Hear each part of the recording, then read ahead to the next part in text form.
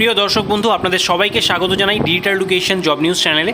All India institute of medical science new দিল্লির তরফ থেকে একটি নতুন নোটিফিকেশন জারি করা হয়েছে, যেখানে আপকামিং কতগুলি ভ্যাকেন্সির জন্য একটি শর্ট নোটিশ তারা প্রকাশিত করেছে। এখানে নার্সিং অফিসারের মতো ভ্যাকেন্সি সহ আপনাদের বিভিন্ন ডিপার্টমেন্টে নিয়োগের জন্য ভ্যাকেন্সি কিন্তু থাকছে, যেখানে 30 থেকে 32টা আলাদা আলাদা ডিপার্টমেন্টে আপনাদের নিয়োগ করা হবে।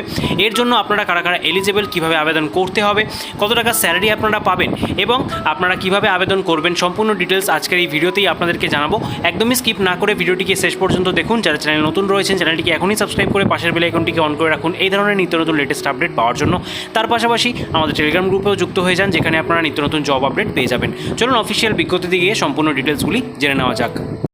এইমস নিউ দিল্লির সেই অফিসিয়াল নোটিফিকেশনে আমরা সরাসরি চলে এলাম। নোটিফিকেশন নম্বরটা দেখতে পাচ্ছেন এবং ডেটটা লক্ষ্য করুন, একদমই রিসেন্ট। অফিসিয়াল ওয়েবসাইটে 8ই এপ্রিল এটি প্রকাশিত করা হয়েছে। তো ভ্যাকেন্সিগুলি যেগুলি হতে চলেছে আপকামিং, তার এখানে কিছু শর্ট নোটিফিকেশনটি জারি করা হয়েছে, যেখানে কিছু শর্ট ডিটেলস রয়েছে এবং সম্পূর্ণ কন্ট্যাকচুয়াল পোস্টে আপনাদের নিয়োগ করা হবে। তবে বলে রাখি, এখানে পরবর্তীতে আপনাদের পারফরমেন্স ভালো থাকলে এটাকে এক্সটেন্ড করা হবে। ঠিক আছে, একটি প্রজেক্টের আন্ডারে এখানে আপনাদের নিয়োগ করা হবে, যেখানে এনসিআই অর্থাৎ ন্যাশনাল ক্যান্সার ইনস্টিটিউটের আন্ডারে আপনাদের নিয়োগটা করা হবে, যেখানে আপনাদের কতগুলি পোস্ট রয়েছে এবং ডিপার্টমেন্ট কী কী থাকছে, পে লেভেল এবং ভ্যাকেন্সি কতগুলি, সমস্ত ডিটেলসটাই এখানে দিয়েছে, যেটা আমরা দেখব। তো প্রথম পোস্ট দেখতে পাচ্ছেন সিনিয়র মেডিকেল সাইকিস্ট, পরবর্তীতে রয়েছে মেডিকেল সাইকিস্টের পোস্ট, যেখানে লেভেল 10 এবং 11 অনুযায়ী আপনারা বেতন পাবেন।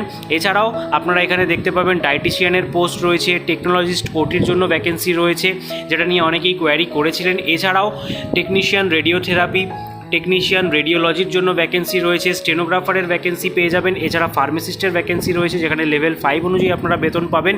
এবং সবথেকে বেশি যে ভ্যাকেন্সি রয়েছে সিনিয়র নার্সিং অফিসারের ক্ষেত্রে দেখতে পাচ্ছেন আপনারা 40টা ভ্যাকেন্সি, যেখানে লেভেল 8 অনুযায়ী আপনারা বেতন পাবেন। এবং নার্সিং অফিসার লক্ষ্য করুন 298টা ভ্যাকেন্সি রয়েছে। সমস্ত পোস্টের মধ্যে সবথেকে বেশি ভ্যাকেন্সি কিন্তু এই নার্সিং অফিসারের জন্যই হতে চলেছে।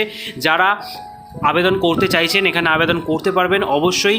সেক্ষেত্রে আপনারা কারা কারা এলিজেবল, প্রথমে বলে দিই, সিনিয়র নার্সিং অফিসারের ক্ষেত্রে যারা এমএসসি নার্সিং কমপ্লিট করেছেন তারা কিন্তু এলিজেবল, রেজিস্ট্রেশন বাধ্যতামূলক।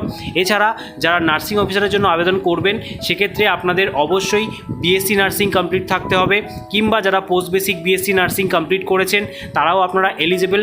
এক্ষেত্রে ফ্রেশার থেকে এক্সপিরিয়েন্স উভয় প্রার্থীরাই আপনারা কিন্তু আবেদন করতে পারছেন। এবং যারা জিএনএম রয়েছেন তারাও এখানে এলিজেবল। বলে রাখি, আপনারা যারা জিএনএম রয়েছেন সেক্ষেত্রে কিন্তু আপনাদের 2 ইয়ার্সের যে এক্সপিরিয়েন্স সেটা থাকতে হবে after acquiring the education qualification. GNM করা কমপ্লিট হওয়ার পর আপনাদের 2 ইয়ার্সের এক্সপিরিয়েন্স থাকতে হবে মিনিমাম 50 বেডেড হসপিটালে, তাহলে আপনারা এই নার্সিং অফিসার পোস্টের জন্য এখানে এলিজেবল হবেন।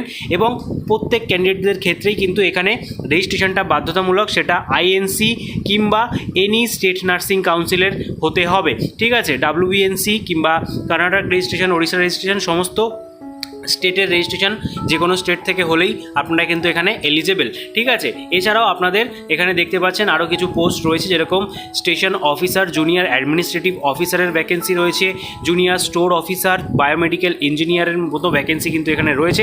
তো টোটাল ভ্যাকেন্সি আসতে চলেছে দেখতে পাচ্ছেন 447টা, ভালো একটা ভ্যাকেন্সি কিন্তু এখানে বেরিয়ে এসছে। ঠিক আছে, তো এই রিলেটেড নতুন আপডেট আসা মাত্রই আপনার চ্যানেলে কিন্তু সম্পূর্ণ বিবরণ জানতে পারবেন। তার জন্য যারা চ্যানেলে নতুন দর্শক রয়েছেন অবশ্যই চ্যানেলটাকে সাবস্ক্রাইব করে রাখুন এবং পাশের বেল আইকনটিকে অন করে রাখুন, যাতেই ভিডিও দেওয়া মাত্রই আপনারা নোটিফিকেশনটি পেয়ে যান। এছাড়া যারা নিত্য নতুন জব আপডেট পেতে চান সেক্ষেত্রে আমাদের টেলিগ্রাম গ্রুপেও যুক্ত হয়ে যাবেন এবং আপনাদের আপকামিং যে ভ্যাকেন্সি লিস্ট আসতে চলেছে সেই আপডেটটাও আমি পরবর্তী ভিডিওতেই আপনাদের জানাতে চলেছি। তার জন্য অবশ্যই চ্যানেলটাকে সাবস্ক্রাইব করে পাশের বেল আইকনটিকে অন করে রাখুন এবং ভিডিওটি যদি হেল্পফুল হয়ে থাকে অবশ্যই সকলের মাঝে বেশি করে শেয়ার করে দিন। তার পাশাপাশি একটি লাইক দিয়ে আমাদেরকে মোটিভেট করবেন।